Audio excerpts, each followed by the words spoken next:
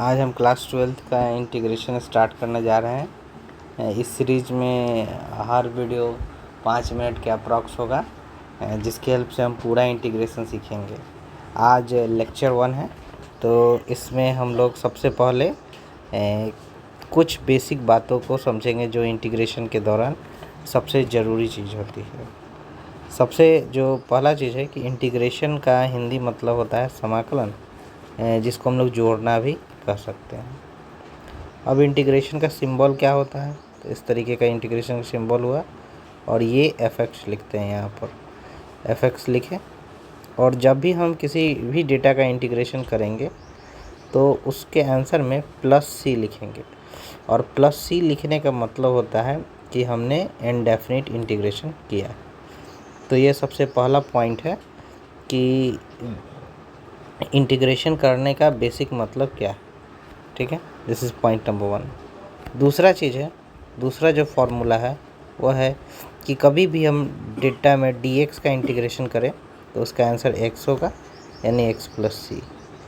इसको और अच्छे से समझने के लिए हम कुछ और एग्जांपल लेते हैं। जैसे कि अगर हम कभी dm का इंटीग्रेशन करें तो इसका आंसर लिखेंगे m + c। अगर हम लोग कभी dy का इंटीग्रेशन करें तो उसको लिखेंगे y + c। अगर हम लोग कभी dt का इंटीग्रेशन करें तो उसको लिखेंगे t + c। यानी कह सकते हैं कि जिसका इंटीग्रेशन करें उसी के नॉर्मल वैल्यू को लिख देंगे और +c लगा देंगे। तो ये है रूल नंबर 2।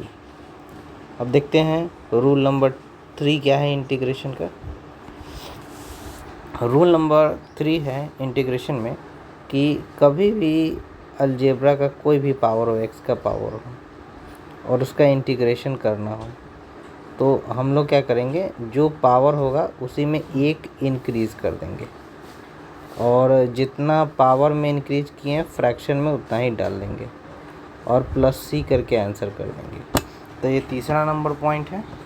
इसके अलावा एक चौथा नंबर पॉइंट है कि अगर आपके पास कभी भी इंटीग्रेशन में कोई कांस्टेंट आ जाए, जैसे मान लीजिए यहाँ कांस्टेंट है और तब x का पावर कुछ है, तो इस तरीके के क्वेश्चन में क्या करना है कि सबसे पहले कांस्टेंट को बाहर निकाल देना है और तब x का पावर n dx को आगे सॉल्व करना है।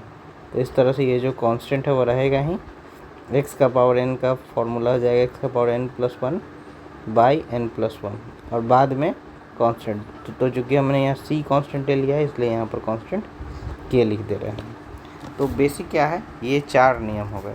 इसके अलावा एक और 5वां नियम है जो कि हम लोग ध्यान रखेंगे, वो है e का पावर x का इंटीग्रेशन। तो e का पावर x का इंटीग्रेशन सबसे बेहतरीन बात है कि e का पावर x ही होता है और साथ में +c। तो इस फर्स्ट लेक्चर में हम 5 चीज़ों पर मेनली गौर करते हैं। सबसे पहला इंटीग्रेशन का सिंबल और उसका फार्मूला, बेसिक फंक्शन क्या होता है। दूसरा dx का इंटीग्रेशन क्या होता है और कुछ एग्जांपल। तीसरा x का पावर n का क्या होता है। चौथा अगर कोई कांस्टेंट शामिल हो जाए तब क्या आंसर होगा। और 5वां e का पावर x का इंटीग्रेशन क्या होता है।